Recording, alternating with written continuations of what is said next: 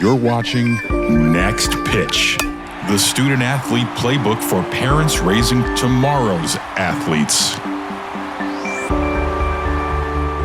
Hi, Anthony Leverett here, host of the Next Pitch podcast. And on behalf of my Emmy Award-winning producer, Jason Cardona, we are thrilled to have Molly Oliver on the show today. Molly is a functional medicine wellness coach who specializes in nutrition. And we dive into all things nutrition. Was a really, really informative conversation. She did a fantastic job of breaking down some hard topics into some really, really digestible information. And I hope you enjoy the conversation as much as I did. Without further ado, here's Molly. Hi, Anthony Leverett here, host of the Next Pitch podcast. And today I am joined by Molly Oliver, and I am probably going to screw this up, but I believe your title is Functional Wellness Coach, specializing in nutrition, and you also do some personal training. Is that, did I get close? You did amazing. I threw a tough one at you. Yes. So Functional Medicine Wellness Coach is the title I'm rolling with right now. So what does that mean? So for people out there, what does functional medicine wellness coach mean? Yeah, that's a great question. So a functional medicine is really a root cause based medicine. So instead of sending out prescriptions for any symptoms, we're looking at why those symptoms might arise and what the root causes might be. Now, I'm not a doctor, so I am not the one doing the diagnoses or the testing, but I'm working with clients to make lifestyle changes and support their inner strengths and what feels good, personalized medicine to help them feel better, remove pain, change those data points on their blood tests through nutrition, sleep, stress management, and lifestyle adjustments. So why nutrition? What about that part of the role drew you into focusing on that component? You know, nutrition's been fascinating to me for a long time. And I was thinking about this. I'm dating myself here, but I was reading Sports Illustrated for Kids as a kid, and an article came out about Bonnie Blair, the speed skater, Olympic speed skater. And I still remember this to this day. She did a peanut butter and jelly sandwich before every race. And something about the routine and also the knowledge that an Olympian eats kind of the same food I do, really stuck out to me, piqued my interest. And so it's been a curiosity of mine since then. As a wannabe athlete in my teen years, I struggled a little bit with an eating disorder that brought me more interest in nutrition and the good side of it, not necessarily the hard side of it. And then having young boys who are interested in sports and wanting to not only fuel their bodies well for those sports, but wanting them to grow up with healthy habits and strong bodies and minds has really kept me engaged in the topic and learning as much as I can.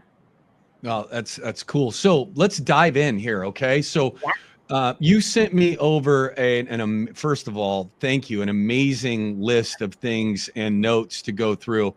And we won't be able to get through all of that today, but I think there's a ton of meat in there for us to be able to talk about. Let's start with number one question. Why is it so important to talk about food and nutrition with young athletes in youth sports? Why start at a young age? Yeah, you know, this is a question my husband questioned me on early on, like, why can't we just give them McDonald's? Like, it doesn't matter yet. And for sports fans, I think the obvious answer is, you know, if you know anything about race car driving, which is questionably a sport, I'm not going to get into that, but they're not fueling up at your local Shell and giving 87 octane to those cars. And what we feed our kids is akin to that. Our kids' bodies are more complex than those billion-dollar cars. And we want to be feeding them the top quality nutrition, not only for performance, but because that nutrition is what is the building blocks of their bodies. Every cell in their body is made from the food they're eating. It's building their brains. So what they're thinking, how they're able to take in schoolwork or everyday problems and the brain development that is going on that will be with them for the rest of their lives. And then we're building habits. And so how they look at food for the rest of their life is going to depend on what we're teaching them and what we're modeling for them in these early years. So I think it's really important to start early. It's easier to build good habits than it is to change them when you're 40 or 50, I think, or even 16, 17. So I'm a huge advocate of starting young, doing the best we can, and just supporting our kids from, at the very beginning of when they start eating solid food. So let's drill down on that. So we have building habits, and you talked about brain function, right? So we've got kids that are in sports are super active, so they're burning even more than if they're living a sedentary lifestyle, which we want them to be burning as much as possible. Yeah. But what is some advice for parents about how to begin to have that conversation? How do we introduce, say we need to have proper nutrition, and here's why for a third, fourth, fifth, sixth, seventh grader that is just getting involved in sports and is super active? Yeah. Yeah. And I love that word conversation. I think it is really important to have a conversation because the kid's relationship with food is built on how we are approaching the food. And so much of the food industry and the trends around nutrition kind of phrase it as good and bad. This is good food. This is bad food. I like the conversations with kids to surround what it does for us. So this food is going to help your body detox. When the air isn't so great in Los Angeles, this food helps your body get rid of it. Or when your body is really, exhausted because you just had a 90-minute soccer match, this is going to refuel your muscles with the stored carbohydrates so that you can train the next day without pain. And really giving information to kids about what the food is doing. And then also, teaching them that a Gatorade with red dye number 40 might cause inflammation in their brain, and it might cause their behavior to change a little bit. And so connecting the food and that choice with the consequence of it, both good and bad. And I really want to be clear, like, we don't eat perfect. We go out for ice cream, and there is a place for joy and fun with food. But being aware of those choices, I think, empowers kids not to feel bad about choices they're making, but to know why they're making those choices, and then to connect to their body. And this is why I feel this way, or I really want to play well in my game on Saturday. So these are the choices I'm going to make Friday night and Saturday morning. How early are you a proponent of starting those conversations? I'd say really young. I started as soon as my kids were eating food and talking. So 2 and 3 and 4. And I've learned a lot since then. So we've even changed our habits since then. But, early on talking to them about, oh, this food has fiber in it. Oh, look at how colorful your plate is. That means you're giving your body a wide range of vitamins. And kids don't necessarily know what that means, but they're able to recognize that a parent knows that's a good thing to have a lot of color on their plate or have a lot of different vitamins going into their bodies. And then the conversations can grow from that early age. So I would say start as young as they're eating. And if you haven't started and you have a 14, 15, 16-year-old, it's not too late. Just begin where you are and engage with that conversation, see what your kid knows and learn together. So that was going to be my next question. So starting young obviously is the best, right? Because that begins the normalization of having conversations about any hard topic or any topic for that matter, right? Like normalization happening if you do it at a young age. Let's say I've got a 14 or 15-year-old kid. I'm listening to this, and I know nutrition's important, but I'm not doing what I know I should do. How do I get to that kid that's already built that I've helped build the negative habits around nutrition? How can I begin that conversation? Yeah, I think the best way is to model acknowledging where you are. Maybe I didn't learn this as a kid, or this is something I've become aware of, and I have some feelings about it. Like I feel bad, or I feel excited or daunted. It feels like another thing on my to-do list to think about nutrition, and just leveling with kids that age. I think they respond really well to parents showing them they don't know everything. And then I think this is something in my practice I see a lot, where people feel bad because they haven't done better in the past. And I think it's important to let that go, to applaud oneself for being willing to engage something new and take on kind of new learning, and then with kids in that, 10 to 16 range, experiment with them. Say, this is something I'm interested in. Are you interested in it? If it's a youth athlete, hey, you try a lot of things. You've tried a lot of different, batting stances. I have a 12-year-old who plays baseball, and he's worked on different stances that work for him, and different grips and different bats, and nutrition can be like that. Let's experiment. How do we feel if we add a few more vegetables to our day? How do we feel if we have a little bit more protein at breakfast? And kind of make it a game rather than a to-do list is how I would approach it with that age group and a parent that's engaging nutrition for the first time. That's great. So talk about building physical bodies. So becomes a point in most males' lives, and then eventually with females in college athletics. And I've worked with some that wanted to put on weight and gain strength and grow their physical strength. On the male side, I've got a 14-year-old, and all he wants. There's not a safe mirror in our house, right? Every time he walks by, he wants to see what he looks like. So what is that? Is there a way to frame that conversation of, you put this in, this is what's going to happen to your body, or what's going on inside your body. You put this healthy thing in, this is what's going to go to build your body and build that muscle that you're trying to build. Right. It's tough. I also have a 14-year-old, and he's noticing the physical changes, and he's wanting to eat everything in the house. So yeah. I think with that age group, it's a fun time because you have a little bit of extra leeway. They're just burning through it. And it's good to know as a parent, err on the side of making sure they eat. Like, if you have to feed a 14-year-old athlete in broccoli and egg whites, it's going to be way too much. So let them have the bagel sandwich, let them get the ice cream cone. They need fuel. They are just burning through it. But yeah, make sure they have that understanding, and then the connection to their body, because everybody is individual. If we're building good habits, they're going to have good habits, and they're going to have that knowledge into their 20s and 30s.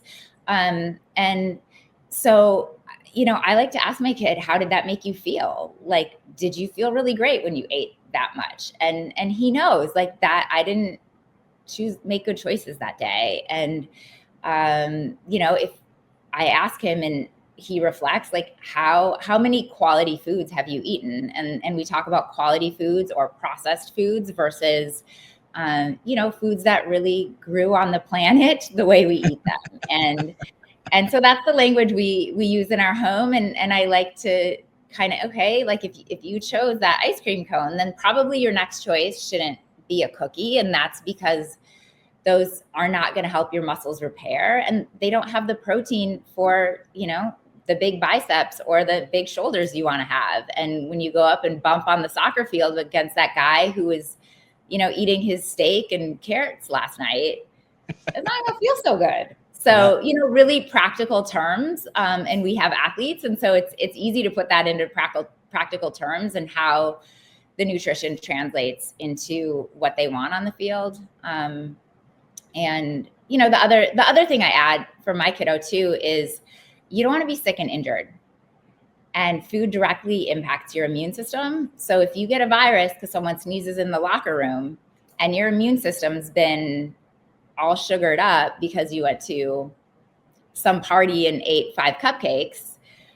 I don't know that you'll play the next week, because you need that immune system to fight off illnesses. And I'm throwing a bunch at you, but no, I love it. It's not necessarily important that the kids know each and every detail, but just that they're starting to connect, generally choosing quality foods that are feeding my muscles, my immune system, my brain is going to help me stay on the field, play well, recover better from injury, and ultimately choose to or have those things that I want more than I actually want the second donut. And I think the next thing I was going to ask you about that you sent over to me was the building and supporting our children's relationship with food, because food you do have a relationship with your food. And you mentioned eating disorder when we first started chatting today, and kids can go either direction with that. How do you, and maybe it's just this more of the same of what you've already told me, but just making sure that it doesn't become such a chore in their life that have a bad relationship with food, which can lead to all sorts of different problems down the road. Yeah, eating disorders are really a tricky topic and a difficult thing to go through. And I appreciate you giving it some airtime and conversation, because I think it's worth talking about. And I think it's worth thinking about when you have young kids, that you want to help support a healthy relationship with food for your kids. And I think it starts really with keeping food as food and choices as choices, apart from the value of your child. Your child's not more valuable because they eat or like vegetables or had a salad that day versus your child when they have an ice cream cone. You love them the same amount. They have the same inner personality and skills. Food impacts us, and I have 2 different boys, and they have different tendencies around food. One gets so excited he forgets to eat, and the other will remember to eat and forget to drink his water. And so a little bit comes to knowing your child and talking to them in ways that help them relate to food in a positive way. And I think one of my sort of, I don't want to say rules around it, but guidelines is always talk about food in the positive sense. I like to think about how many vegetables and fruits did we eat today? And hey, how many meals did we add protein to, rather than, wow, how many bad foods did we eat? So I'm looking at the positive things we did do versus kind of the negative things, if you will. Because if you can look and say, I ate 8 different plant foods today, and then I had a cookie, that's a balanced diet. For me, that's a win. And I think we're bringing a positive focus to that. And we're looking at what can we do? What can we add to our life? The minute you start saying, and I'll bring it and everyone will know, don't eat that cookie, or I have to eat less sugar, all you can think about is eating less sugar and not eating that cookie, rather than all I want to do is go eat that cookie. Exactly, right? Like, how fast can Starbucks send me a Frappuccino? And so keeping the mindset on what can we do? What resources do we have? What vegetables do we like? Is a really great way to build a relationship that's about not only action, being proactive, but also the positive side of relating to food, and not the shame that can happen when we talk about diets or restriction. And then I think, not shaming your kid if they do have a day where they eat 4 cookies, or it's Halloween and they went through a half a bag of candy. Like, that's going to happen. And engaging with that in a way of like, oh, that's an interesting choice. How did your body feel after that? And maybe that's not an everyday choice to make. Yeah. So, it's not a shameful choice to make. I can see why you do that. Sugar tastes good, or candy tastes good. But also, I know you're really interested in not getting sick. And I know you're really interested in playing tennis the way you see Coco Gauff play tennis, or playing basketball the way Steph Curry plays basketball. And they have to think about their food choices too. And so this comes into play. This is part of it. I think it's so relevant what you just said too. It's just like coaching. You don't want to shame kids for what they did wrong. You want to find a way to coach them and teach them in a way that it makes sense to them, and that they want to do that more for themselves. It's very similar. You basically, as a parent, you're their nutrition coach on a daily basis, and doing that in a positive way, in the same way you'd want to do it on the field or in the gym, of leading them to where they want to do that more. Yeah. It doesn't help when a coach is like, don't do that. You're like, then what should I do? Right? Yeah. Like, what the hell are you doing? Right. That never gets anybody anywhere. We've all heard coaches with that. And it's like, okay, well, like, coach, help, tell them what to do instead. Right. So the focus on what can you do? What is supportive, more so than like what not to do. Well, let's get into that. So some practical considerations, and I just wrote down 3 of them to just remind us here, or remind me, but hydration, age, sport, and then there's a bunch more that you go through. What are those considerations that we should be thinking about as it's not just the food that we get into our bodies, but it's taking care of our bodies with hydration and sleep and the way we take care of ourselves and recover. What are those practical considerations as you're dealing with this? Right. Yeah. I think the considerations are your kid, first and foremost. Kids are different. Do they have a tendency to to not want to eat like one kid of mine, or to overeat, and then go and play a soccer match and not feel so great after it. So know your kid, know your sport. The Gatorade commercials will tell you your 4-year-old needs 2 Gatorades in their 40-minute AYSO practice, and they don't. They need water. And Probably not getting Gatorade as a sponsor here for this show, but I'm so sorry. I'm not trying to call them out, but I love it. No. There's probably a time and place for.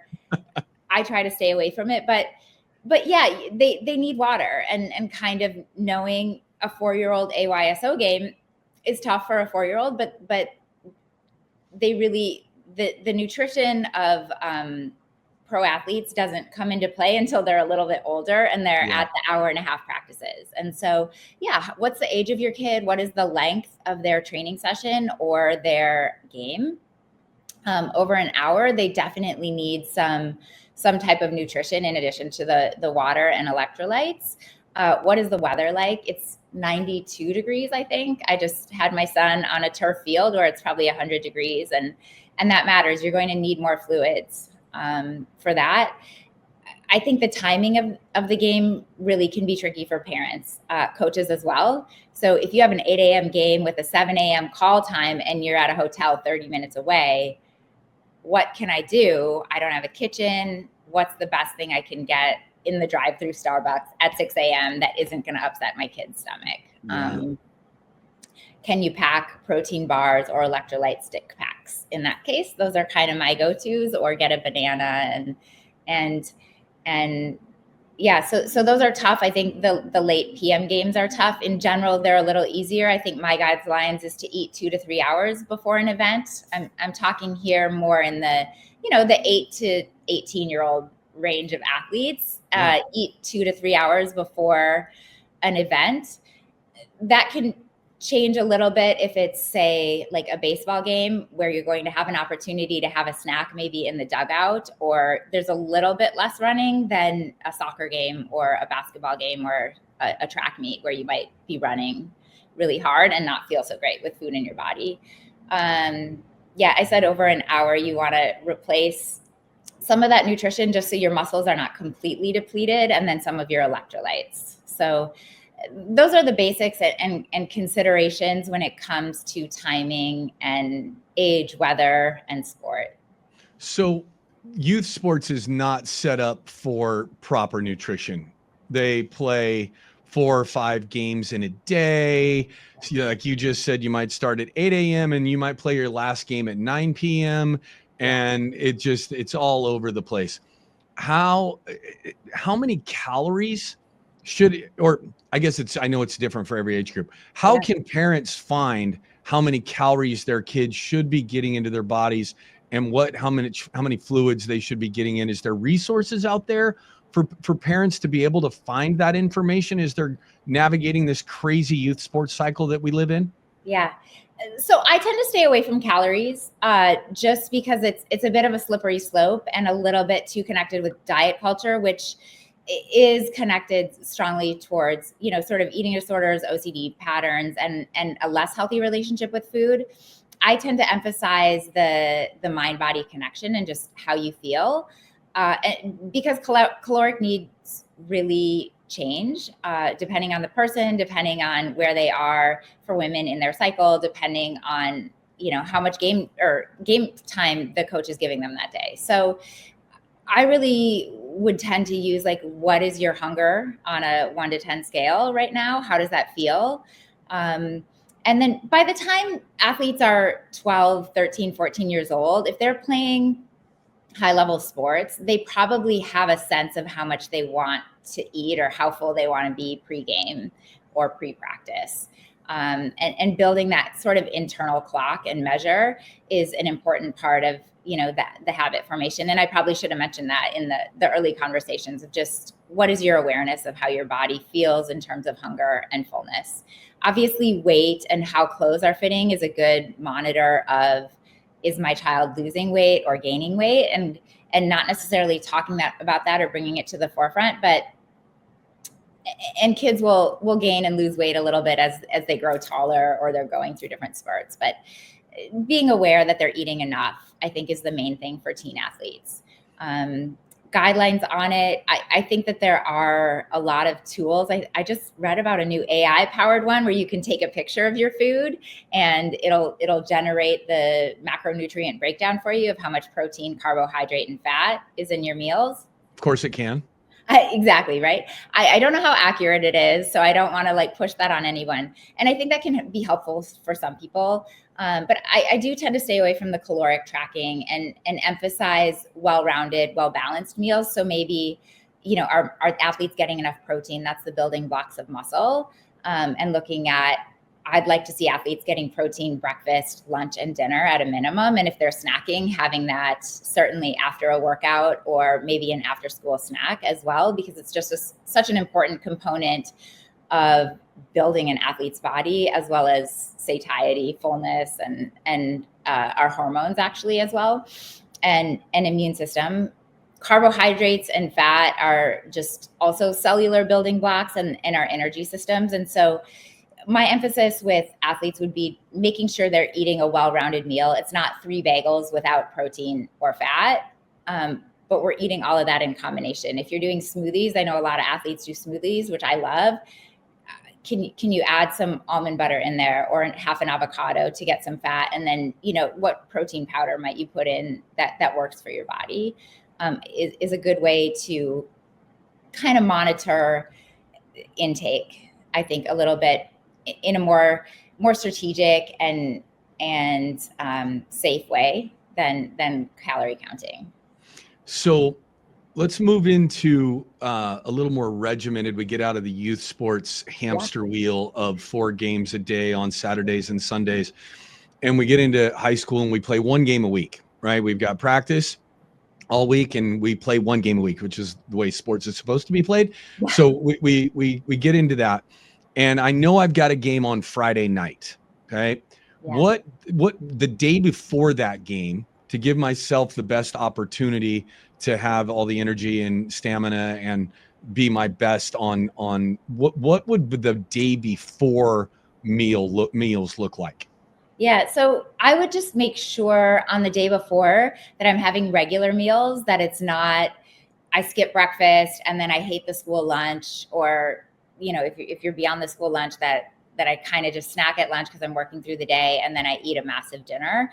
I'd want to see you stretching that nutrition throughout the day to give your digestive system ample opportunity to absorb the nutrients, but also digest the food and have it be stored in your muscles as energy. So what you're eating the day before is the energy that'll be stored in your muscles at that Friday night competition. I think, like I mentioned earlier, the wide variety of food, carbohydrates, fat, and protein, those are your macronutrients, is important because the fat is going to be the longer term energy, the carbohydrates stored in your muscles, and the protein is just making sure that any muscle breakdown you've had from training that week is getting repaired. Those would be the main things. I would stay away from a lot of sugar or late night eating prior to that. Sugar is just inflammatory. So anything in your body, from joint pain to viruses to allergies, is going to be exacerbated by high sugar intake at any point. But athletes are focusing on those game days, and you want to make sure you're at your best those game days. So save the sugar for your Saturday after that Friday once a week competition. So I get up on game day, and let's say I'm playing at 7:00 at night. Let's just use 7 p.m. as our kickoff time, tip time. What does my day look like? What does my last meal look like in timing before I play? And should I eat while I'm playing as well? Like, what does that game day nutrition intake look like? Yeah. You're not going to love me for saying this, but I think individuals vary a little bit on this. And I know some nutritionists are really more strict about giving a meal plan, but I'm a little bit more supportive of athletes being able to guide and own their own nutrition. I think my first emphasis on game day is hydration. We've probably all seen athletes bonk, and we've heard the flu game story of Michael Jordan and now other athletes where hydration gets them through. So the biggest priority to me on game day, no matter what the event, is hydration. Start your day with water. After that, I would say, don't try new foods. I like to focus on the positive and what can you do. And so maybe I should rephrase that and just say, you can choose all the foods you know are safe for your body. Don't go out and try something new. We just had a baseball tournament and one of our kids had an allergic reaction, and you don't want that to happen to you. So stick to foods that are safe for you. Find a routine works really well here. And that goes to the personalization. I am a broken record when I say have well-rounded protein, carbohydrate, and fats. So it's hard to have a routine when you're on a travel team and you're going places that are away from home. But I think a 7 p.m. game, your last meal, you want to kind of cut off. Let's say it's basketball or soccer. A lot of eating at 4 p.m. So you want to think about getting a significant amount of your energy from your wake up until 4 p.m. And then that 4 p.m. afterward, if your body's energy is going towards digestion, number one, your body's energy is going towards digestion, not towards running hard and, getting to that ball before the other team. But the other thing is when your body's energy is going towards digestion and you're running hard, it might come out in ways you don't want it to come out. So I think thinking of a 4 p.m. kind of cutoff, anything after that needs to be easy digestion. And we certainly will give an applesauce packet, or my kids will have an almond butter packet that has a little honey in it, that they know is safe for their body and gives them some quick energy when they're feeling low. And is that also okay to do during the game? Yeah, absolutely. I think I'm going to use soccer as an example. My 14-year-old plays soccer. They have an hour warm up, then they have 45-minute halves, and they've got a 15-minute halftime. He makes sure to eat something at that halftime because it's too long to go without. So there, and I would just say, make it easy to digest. That's not the time for a smoothie with a bunch of fiber in it. That's the time for a banana or something that's going to be quick and easy on your stomach. So post-game, post-practice, a big thing when I was coaching, it's been a long time now, 10 years away from the collegiate level, but was post-practice meal replacement drinks and getting protein into my body as soon as I believe it was 30 minutes from the time that we finished our workout or our game. Is that something that science still says is that we should be doing? Is that something that you would recommend for young people to do that directly after a game or a practice? I do recommend that. I don't think it's something that people should stress about, but I do think that it will minimize the wear and tear, the post-game soreness. And I would add carbohydrates, because carbohydrates are the fuel of your muscles, and you want to replenish those as quickly as you can. You mentioned how often our athletes are training, and so having those muscles back to healthy and full with energy as quickly as possible, I think is good. I would say a 30-minute to 1 hour window is good, but and it doesn't have to be a full meal, but something to replenish the protein and carbohydrate stores is important after a workout, a training session, a game, for sure. And in just general, you touched on it a little bit at the beginning, but something that we talk a lot about in my house is the difference between eating processed foods versus whole foods, things that were actually grown on the planet in the way they were supposed to be grown on our planet. How does our body differentiate between those things that we put inside of our system? Yeah. So our body knows food, and some things that aren't food. So things that are marketed to us as food, our body doesn't recognize as food, and it recognizes as foreign and toxic. And that might elicit an immune response, which is inflammation. And inflammation is a big trendy word out there right now, but it really is the source of a lot of chronic disease and a lot of hormone issues in our young kids, and a lot of pre-diabetic conditions, and it can just exacerbate joint pain. I'm throwing things out there, but yeah, processed foods, additives, food dyes, preservatives, there's plastic in a lot of our food and water right now. Our body recognizes that as foreign particles. And it's tricky because in young people, they don't necessarily have enough exposure to know that their body is suffering from what it's taking in. Mm. And that might be a more long-term consequence. And so it's not quite as immediate as an allergy, but it might be doing something to your kid's body that you don't realize, that you will realize in 5-10 years down the road. I think it's also important to just mention along the terms of processed food. When we're eating processed food, we're not eating non-processed food. So we're not getting the vital nutrients, and we're getting the non-vital whatever it is.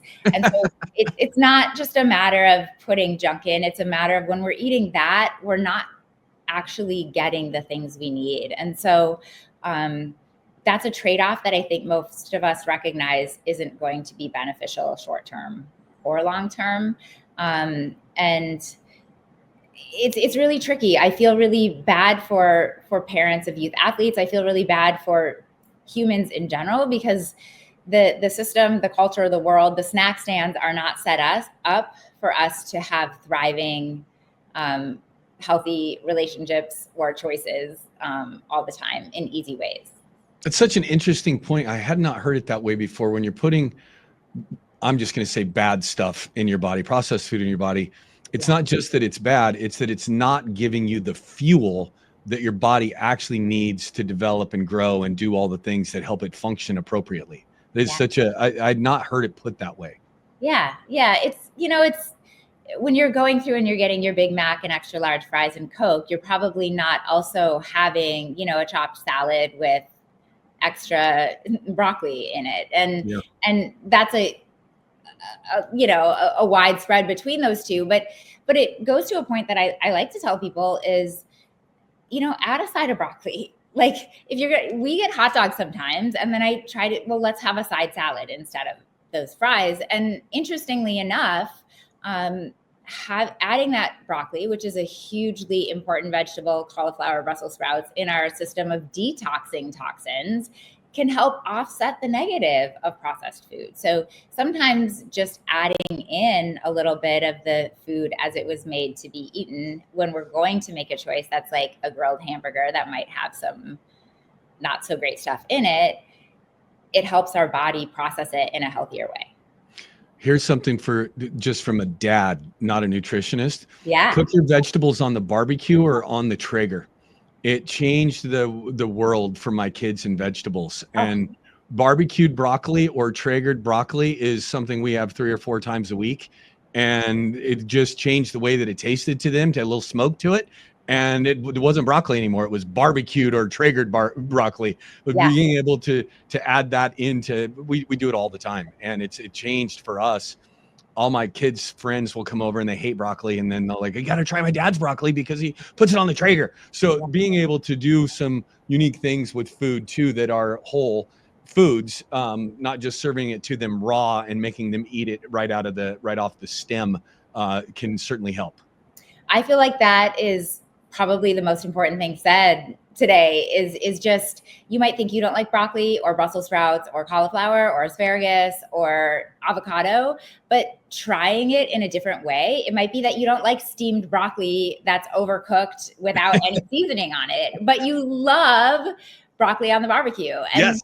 And that, bringing creativity and curiosity about how might I like these things and how can I engage with different choices is so important. And it makes it fun and it makes it doable. And it means that, hey, maybe we do like some of those options that we think we didn't. So that is brilliant. I love that you figured it out. And I don't know if I figured it out. I figured out broccoli. I figured out vegetables. That's all I've got figured out in parenting and cooking and parenting. Well, hey, if you got one thing right, it's a survival game most times, right?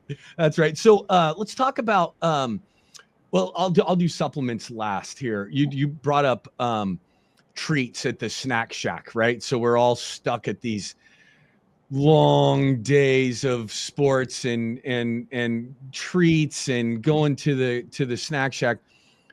Then after the game, treats are a big part of youth sports, and people bring their Rice Krispie treats and their cookies and all that stuff to give to kids. What are some things, some tips that you can bring? You don't want to be that parent that nobody's kids like because you're always just bringing carrots. But what are some things that you can do and some tips to help with treats or on your own, if your kids are getting that, be able to supplement that for your kids? Yeah. That's a great word, supplement. I always am in the habit of bringing snacks that I know are a little bit better. And if I know, say it's someone's birthday and there are going to be donuts there, I might bring a little bit better donuts, which isn't carrot sticks, but it's a little bit better than the one that has food dye and 3 times the amount of frosting that I'd want my kid to eat. And my kids just know that I'm going to say no, thank you. That's not the choice that we're going to make, because I've done that since they were little. So I guess that's kind of 2 points there. Don't be afraid to bring your own. People will look at you maybe weird, and you might, hurt feelings here or there. But in my mind, my children's health and their long-term life habits and feeling empowered to live the way that I want to live is more important than people who think I'm weird for bringing my own food. Such a good point. Such a good point. It's also becoming more normal because more and more kids have allergies. And so I think you won't be alone out there if you're bringing your own food. The last point I want to make is just to empower parents. We're in an interesting parenting time, some of which I love and some of which I don't love. I'm not a parenting expert, but it's important to be empowered to say no and tell your kid, whether they're 2 or 4, like, we're not going to make that choice right now. And we're not going to make that choice because I care about how your body develops and about how your body feels. And that's not a statement about your friend's parents or your friend's choices. That's a statement about something that we've learned in our family. And yeah, sometimes we have cookies, but we're not going to make that choice today. Or we're not going to make the choice to do the cookie and the lemonade and the gummy bears that were brought. Let's pick one of those. And so those are the strategies that I sort of offer and like to use with my own family. It is really challenging. I think it makes me frustrated. I wrote into the snack stand at our local Little League because I was said, I don't want my kids to eat anything you offer. I would love to give some money to you, and I would love to have a snack at the doubleheader on Saturdays, but your popcorn isn't great. Your food dyed candy isn't great. And it makes me sad. And yes, I'm in this world and have been in this conversation, and it's very normalized for me, but I do worry about the health consequences of not just one Saturday of having gummy bears, like whatever. But if you're playing year-round baseball and going to the Little League snack stand, and let's be honest, the kids don't get one candy. They get the candy and they get the blue raspberry, it's icy. Yeah. And the hot dog and the popcorn, and it's just not good for their little bodies. And so snack stands need to do better. Advocate, parents, if this is a cause that you feel inspired by, advocate, ask your local snack stand or your volunteer basketball tournament that your high school hosts to have a better option, at least some bananas or, something that's a non-food dyed candy option. And let's see if we can help support kids and families by advocating that way as well. What about supplements? So and I don't know if this is an area of expertise for you, but really big conversation in high school athletics and beyond, but starting to adding supplements into our body to help build muscle and, especially creatine and some of those types of things. What is your take on adding supplements as we get older into our diets, into our bodies to help us with some of that muscle build? Yeah. So first and foremost, I don't prescribe supplements with my nutrition and wellness practice. Our family uses supplements. I can and feel qualified to say that I think the biggest bang for your buck is going to be nutrition. Sleep is a big one for especially teenagers. Mobility training, mindset training, relationship training. If you are not focused on stress management with your teen or sleep with your teen or nutrition with your teen, supplements aren't going to do anything for you. They really are that last 5 to 8%, if that. I do think that targeted supplements are really important in long-term health. And I say targeted because I think a lot of times we believe the supplement companies, which are not regulated. And I've seen too many times where they don't have in them what they claim to have in them. It's a new and growing business. And I don't want to shame that practice. Again, my family takes supplements, but we take them with blood testing. We take them with seeing a functional medicine integrative practitioner who is watching what do our specific bodies, our specific genetics, our specific lifestyle need at the time. But we really focus on and emphasize, are we getting that sleep? How are we managing stress levels? Because that also plays into inflammation and genetic expression. How are we supporting our bodies nutritionally? And I think those just across the lifespan are going to give you more and more benefit than a supplement will. So let's go back to the very beginning here and kind of leave people with, because what we just talked about is a big, massive, giant topic, and we could talk for an hour about each one of them. Yeah. What is the key? Just a reminder of getting started. Like it doesn't. This can feel like, oh my God, this is so huge. I've got snack shacks. I've got their breakfast. I've got game day. I've got post game. I've got, like, it can just be overwhelming. And then you just throw in the towel. Back to the beginning, how do we start this conversation? How do we start to make subtle changes? Yeah. I think the biggest key to starting is applauding yourself for having the interest in it. If this is the first time you've ever considered nutrition, applaud yourself for giving it the time and the energy, because there are so many people out in the world and who are not realizing or making the connection of food and nutrition to how they feel, how their kids feel, and how their bodies are going to feel for the rest of their lives. So start with the positive, what you have done. And then I think, remember how your kids started to walk before they could play soccer at the varsity level for their high school and score the goal in state. They started with a step, and start with a step. Look at your diet, literally take a week, maybe, journal for a week what your family's eating, or just look at the dinners, or take a picture, or mentally consider, how much of the food am I eating, is my family eating, that's processed versus non-processed? I would say, how much of the fluid I'm taking in is water versus Coke versus cappuccinos, frappuccinos, whatever else it is. And then ask yourself, have a conversation with yourself. Where can I nudge this towards more whole foods, towards more balance? And if that is, I feel like I can drink more water than this week, then start with, I think I can drink more water this week. If it's, there's no way I'm going to get my teenager to not have that post-game donut that his coach always brings, then don't start with that. That's okay. This isn't, no one's going to win a trophy for being the mom or dad who feeds their kid the best.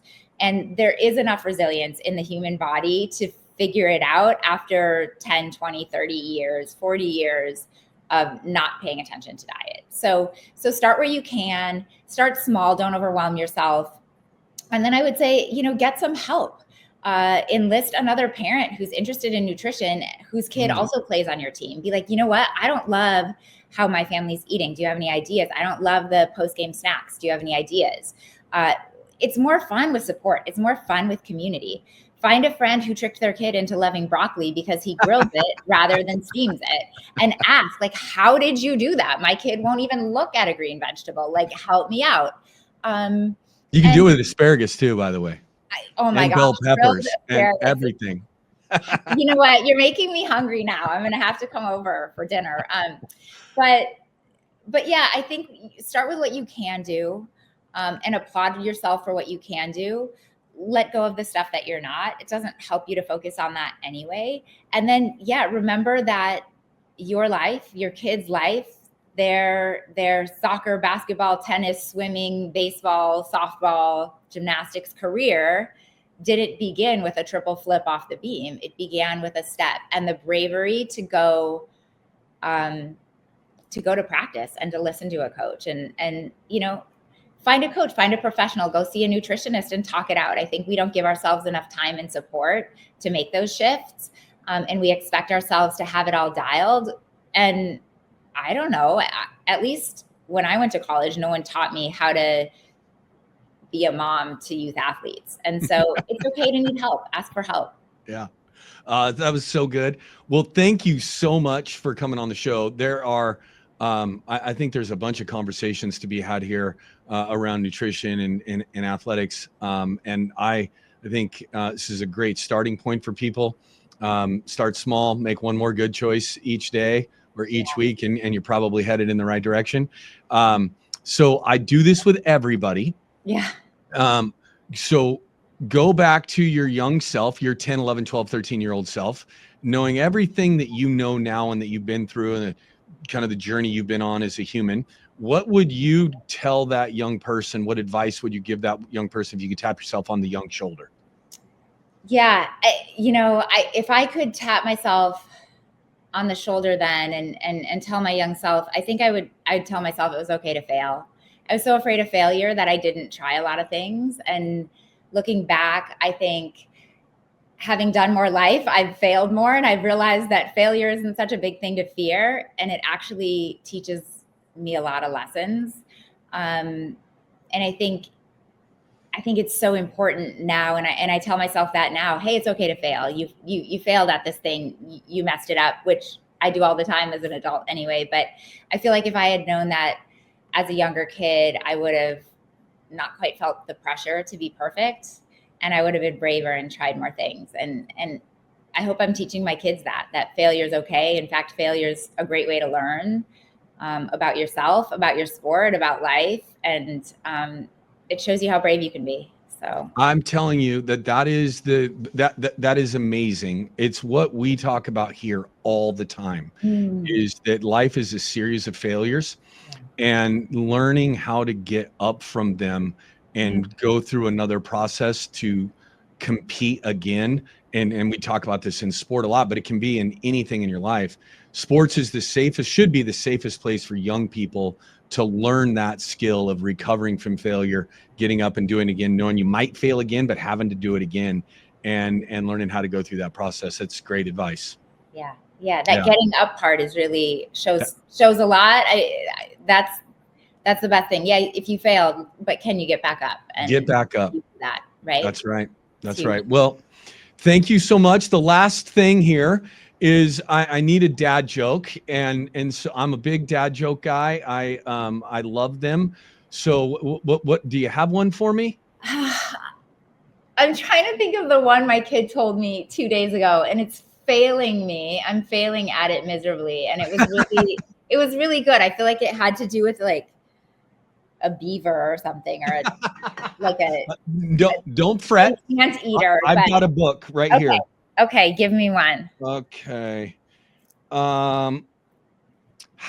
This is perfect. How do you search for Will Smith in the snow? Oh, wow. How do you search for Will Smith in the snow? See, now my brain is like Will Smith, the actor, or Will Smith, the baseball Will Smith, the actor. player? The actor. Yeah. In the snow. I don't know. Look for Fresh Prince. That's a very good one. That's a good one. I love that.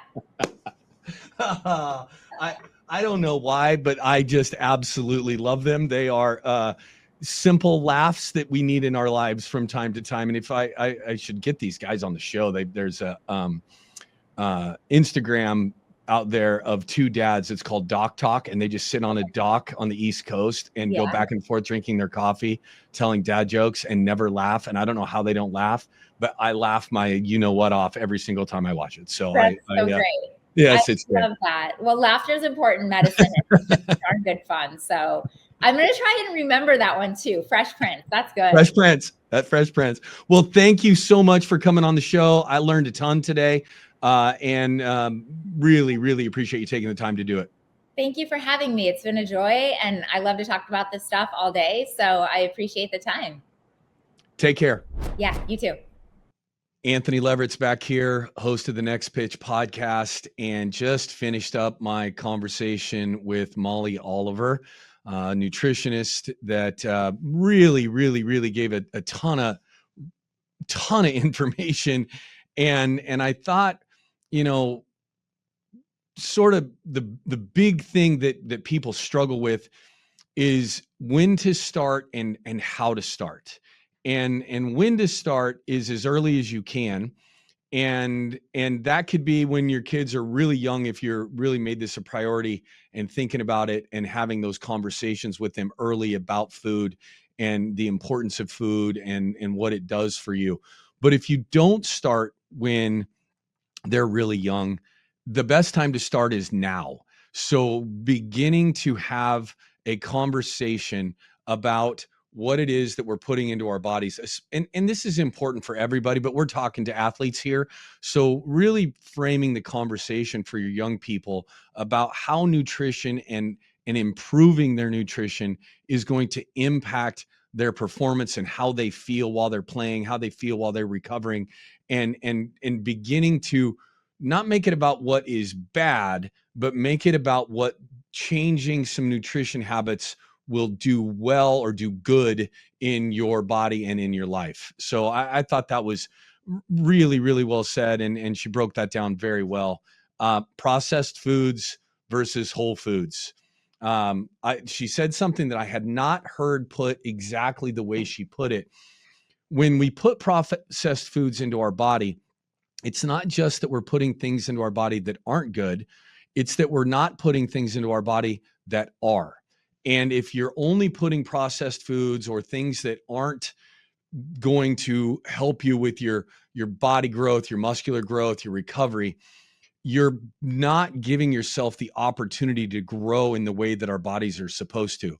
And when you're expending a ton of energy, you're trying to put on weight maybe as an athlete, or you're trying to build muscle, or you're trying to change your body type in some way, shape, or form, or just be healthier, being able to put things that are going to provide you with good fuel to help fuel that growth is critical and important. And if you're putting processed stuff in, it's not just that you're putting bad in, you're not putting the good in as well.